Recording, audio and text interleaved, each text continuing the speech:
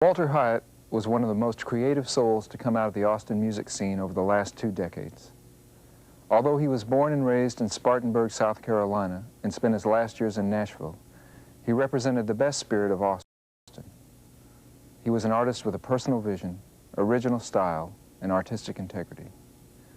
During the late 70s and early 80s, the 3 members of Uncle Walt's band built a loyal following in Austin with their expressive, unusual blend of music styles.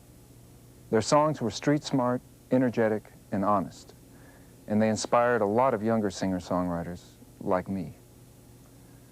Walter explored many styles, and his influences ranged from New Orleans jazz to country honky-tonk, Tony Bennett, Elvis Presley, and of course the great Bob Wills. His rhythmic grace, gentle nature, and dry sense of humor made him very special in the eyes of fans and friends. His death was a personal loss for all of us who knew and loved him, and for anyone who ever heard his music.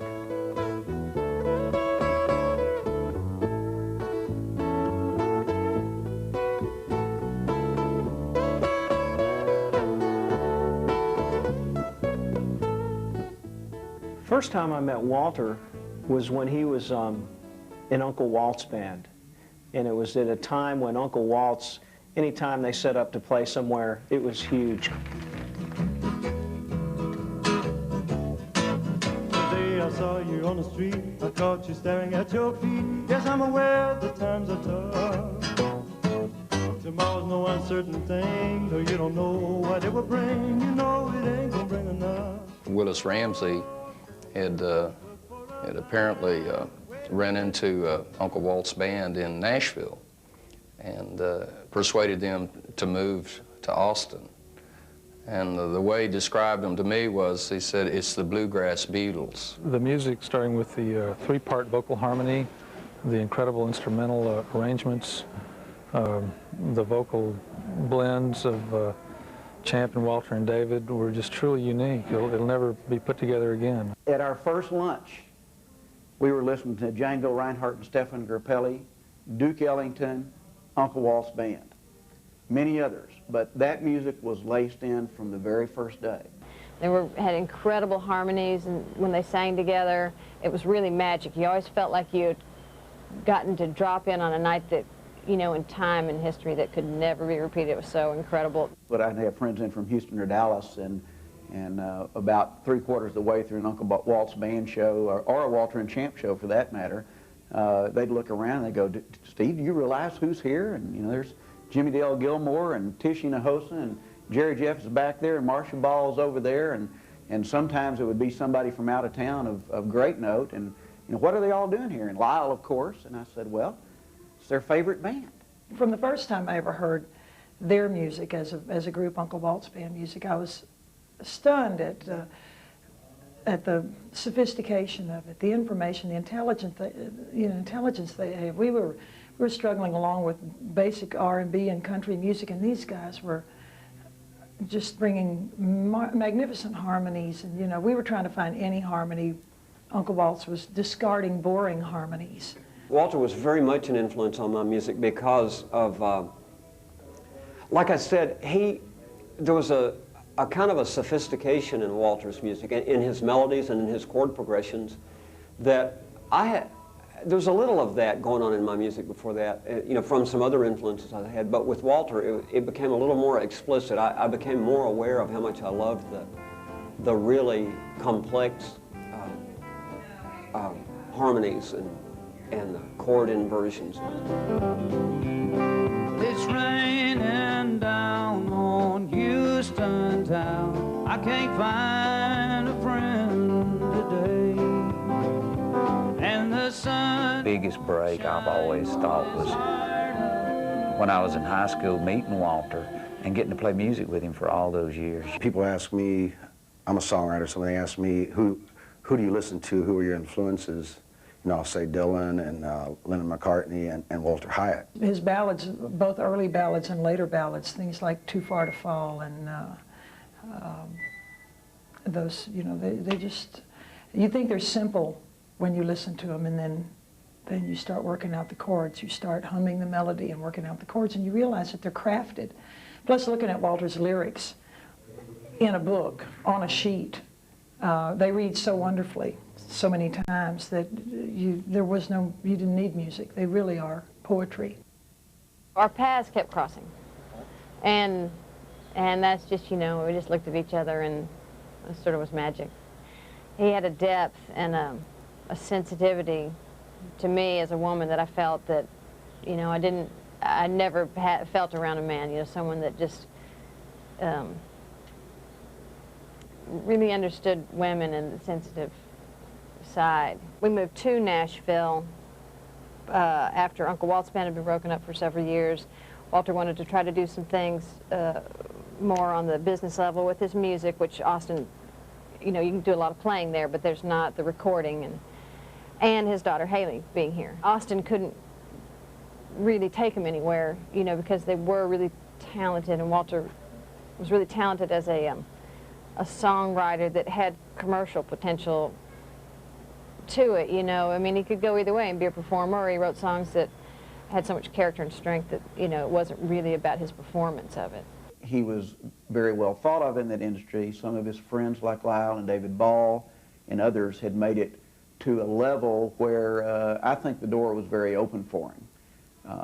And one of the most important things is he was working. We'd been playing every Monday night for almost a year, and the crowds just continued to grow. People, you know, influential people in the industry were coming by all the time to see the band, and were continually knocked out by what we were doing. He'd sort of refocused his efforts and his energies, and he decided to commit more of his attention, more of his effort to being a hit songwriter than being a hit artist or a artist of any kind. And he was willing to, seemed to be willing to get into a viable relationship, work with a publisher to develop his song catalog, to shape it, to bend it, to mold it, and more so than I'd ever seen him. And he kind of yelled at me. He was working at his desk and yelled at me from his desk. He said, "Well, you know, I finally decided I'm just going to go for it." He packed his bags and set them all in the hall, and he didn't want to wake us up because he had to leave so early. And I remember I made a point, and we were tired, and, you know, I had an 8-month-old baby, and I was tired. And I remember lying in bed going, "We need to get up and kiss him goodbye. We all need to do that." And, you know, which would seem obvious, but he came and went so often that there were just times, you know, you just let it go. But I remember I thought that, and he was loading his stuff in the car, and I got Rose out of bed, and I made Taylor get out of bed, and I came out there onto the street where he was, and we all kissed him goodbye. ValueJet Flight 592 nosedived into the Florida Everglades, killing 109 on board. The jet had just left Miami en route to Atlanta. Scorched earth and small pieces of debris. Bits and pieces of wreckage. Body bags keep coming in from the crash site. Well, I'll tell you what, it's something you don't ever want to have to tell your child. That's the worst. That was the worst. That was the worst thing, because it went on all day long while the people came over. And I guess I went in shock or something, but he knew something was wrong, and he went to bed. He went to bed. Everyone came around, and no one said anything directly. He was only 5½.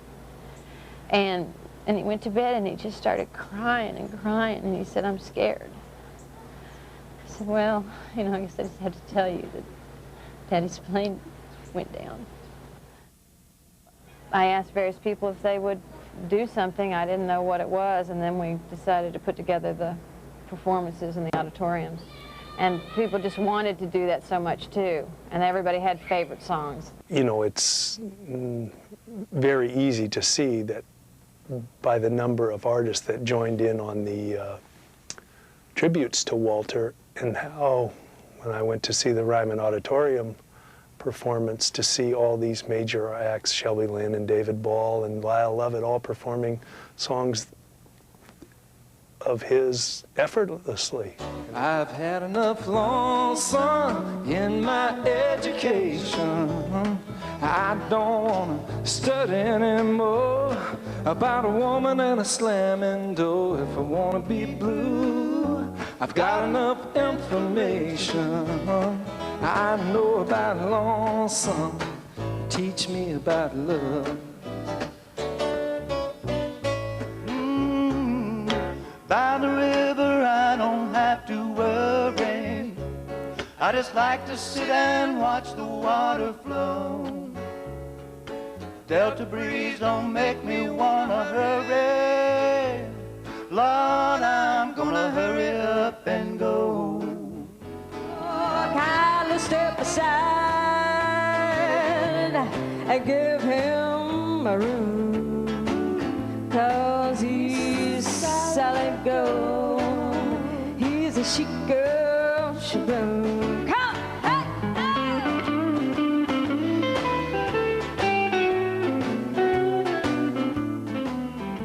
The outpouring of love for Walter and his family is a testament to the greatness of not only him as a man, but his immense talents. I know I'm already getting cold chills just from the rehearsal and remembering those tunes.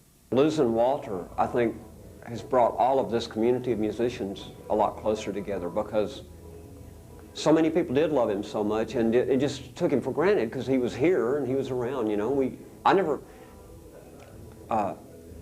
I never told Walter to his face, you know, that he was making some of my favorite music that I've ever heard. There's one thing I want to say about this entire program.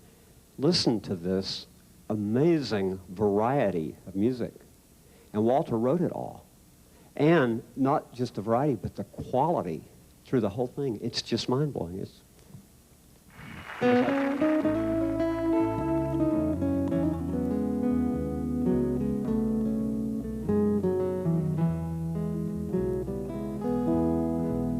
Dusty roads in winter time. Tonight I'm thinking of the town.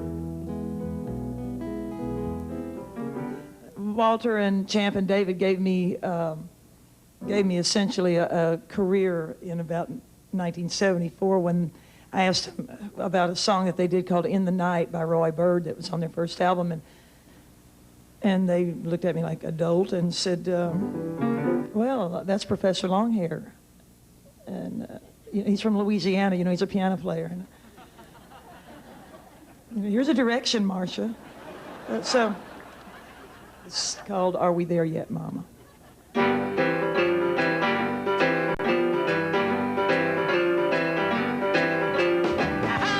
humming by the railroad track. Whole lot of howling from the kids in the back. We there yet, Mama? I was just amazed at how much the town was rallying behind him and how much of everybody that everybody in the industry thought of him. And that was true not only in Nashville, but nationwide, and the people on National Public Radio had been so impressed with him in the times that he had been on, and that they came forth with tributes of their own. I function as a publisher, and a publisher has a lot of duties and a lot of responsibilities to their writers. And in Walter's case, it was no different when I listened to songs from him than it would be with any of the other writers I've ever worked with. You become an editor, you become a sounding board, you become a conduit of information. You tell them about opportunities that are available to them for their songs, and you suggest that certain songs of theirs might work, and then you go about the process of casting those songs, and even more specifically, you go about the process of getting those songs to tape properly. You go about the process of getting the right singer on them, all of which is day-to-day, one-to-one personal dialogue and feedback with a songwriter. I'm a music publisher first and foremost, and what I do is I develop and administer copyright. But the course that I have chosen for my career has generally been in the development of copyright interests that are generated by artists that I manage. Dan Seals being one of my clients, Cheryl Wheeler, several other people who generally sing and write their own songs. I felt that he had dedicated himself to taking what it was that was unique and individual about his talent and his songs and mold that so that it would fit the artists that could sell records, and the Whitney Houstons, the Randy Travises, the Dwight Yoakams of the world, that he had material that was appropriate for. He was unique. His writing style, his lyric style was his own, unmistakable. And he was an extraordinary talent. Walter had the ability to be a very unique and very instrumental songwriter. As far as what it takes to be the kind of person to be a star songwriter, he was very well respected by his peers. He was very much an innovator. Man, I used to work for his company many years ago, Henry Mancini, said that he thought Johnny Mercer had the type of lyric style which was very conversational. And that's the way I viewed Walter Hyatt's style. It was a very Johnny Mercer-like lyric style. I think he would have probably, in the couple of years to come, had 3 or 4 big hit records ahead of him. Currently, I'm the president of MCA Records in Nashville. Started out my career as a musician. Worked with everyone from the Oak Ridge Boys to Emmylou Harris, Rodney Crowell, Roseanne Cash. My last job as a musician was with Elvis Presley till he died. I've been in the record business as an executive for about 16 years. I had actually signed Walter Hyatt to a record deal when we had a label called the Master Series, and Lyle Lovett produced it. And so anyway, I didn't make it to the concert, but I heard about a young lady who had sang a song on the show, and Bobby Cudd brought me a tape of this young lady singing Tell Me Baby, written by Walter Hyatt. And I'd heard the song before, but when she sang it, it just sort of really caught my ear. Well, I met Walter in July of 1995, and he immediately made an impact on me, musically. Very gifted songwriter, and I immediately knew that this is a guy whose songs I'd like to get into, to sing for myself. And when he died, I was asked to do the memorial tribute at the Ryman Auditorium, and I sang a song of his called Tell Me Baby. So tell me, baby, what are you gonna do? Someday you want me to, I know. When you want me, you better hope that I don't leave you lonely. It basically got me a record deal. I just recently signed her to a record deal for MCA Records, and also, because of that song, she's going to be appearing in a new Robert Redford film called The Horse Whisperer. That song sort of gives her a whole new slant than other female artists in the business. And we will go back through his material, because I'm sure there's something that she'll find that is equally as good. And maybe, if we're so lucky, maybe there's several songs. But yes, had he lived, I'm sure I would have suggested, hey, co-write with Walter, because that worked once, it'll work again, you know. It is a privilege to be here, part of this group. We all knew and loved Walter, and to get to sing his songs is not only a privilege, but it teaches you something every time you sing one of them.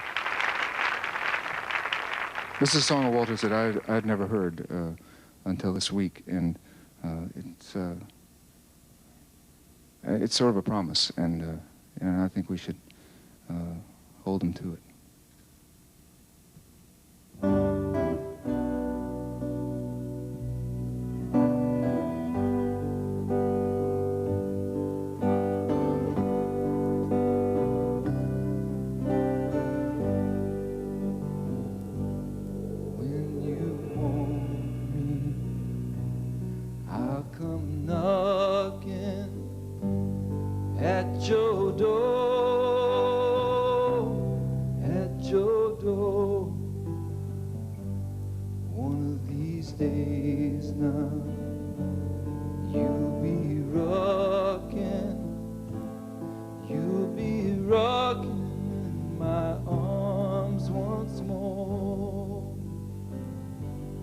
Buddy, I'm late again, I'm late again, I'm late again. Won't you show me a wonder that you can't be sure of? But it's a wait again, it's a wait again, it's a wait again. Taylor's so much like his dad, such a thinker. He's deep. He has a gentleness that I think is so much like Walter. I'll come knocking at your door, at your door. One of these days now, you'll be rocking, you'll be rocking in my arms once more. We just now always say, remember how Daddy did that? And now Dad wouldn't like it if you did it like that. And you know, Daddy always wanted this and that and the other. And what do you think Dad would think if we did? And so we just try to kind of keep what he gave us, you know, alive and not forget.